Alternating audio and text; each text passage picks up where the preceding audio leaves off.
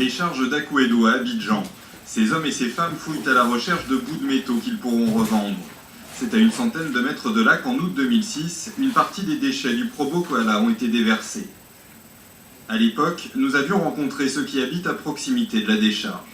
Nous sommes enrhumés comme ça. Ça fait mal, ça donne la diarrhée, ça nous rend malade. Aujourd'hui encore, les riverains disent subir les conséquences de la catastrophe et dénoncent une dépollution imparfaite. Une fois il pleut 2 ou 3 fois, on ne peut plus respirer.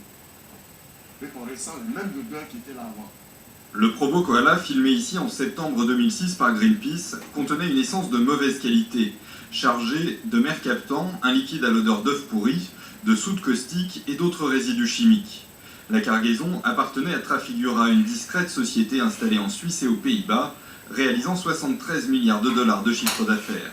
Trafigura fait circuler tous les jours des centaines de bateaux pour approvisionner en essence plus ou moins raffinée les marchés les moins regardants, en Afrique ou en Iran par exemple.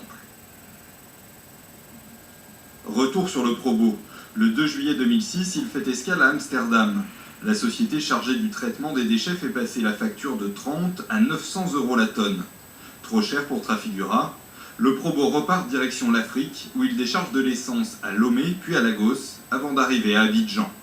Une société locale accepte alors de traiter les déchets pour seulement 35 € la tonne.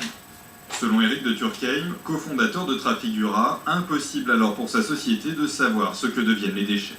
On transmet effectivement un déchet du monde maritime au monde terrestre, mais une fois que vous rentrez dans ce monde terrestre, ça devient en dehors de la responsabilité des acteurs que nous sommes. Et même si nous voulions aller inspecter ces installations, probablement on n'aurait même pas le droit de le faire. À partir du 19 août, les résidus sont déversés un peu partout dans Abidjan. L'odeur devient vite insupportable, nausées et malaises se multiplient, comme ici dans le quartier de Djibi, où des déchets seraient toujours entreposés. En Afrique aussi, on a un droit de vie. En Afrique aussi, on n'a pas besoin de vivre avec des déchets toxiques en notre compagnie. Ça, c'est regrettable que les gens ne comprennent pas les choses de la sorte. Et nous pensons que nous allons nous battre avec tout ce que nous avons comme force pour que cette situation soit en paix et que cela n'arrive plus jamais.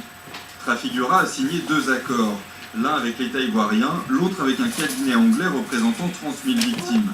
Chacune d'entre elles devrait recevoir 750 000 francs CFA, soit un peu plus de 1 100 €.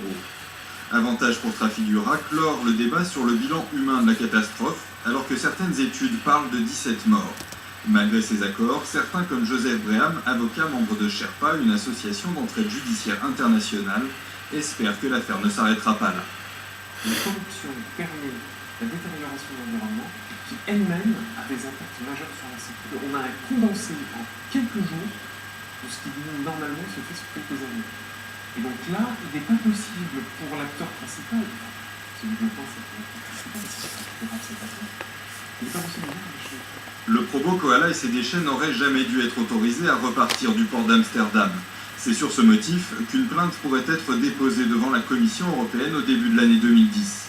Cette fois, contre les États membres de l'Union qui auraient manqué à leurs obligations et rendu possible une des premières catastrophes écologiques du XXIe siècle.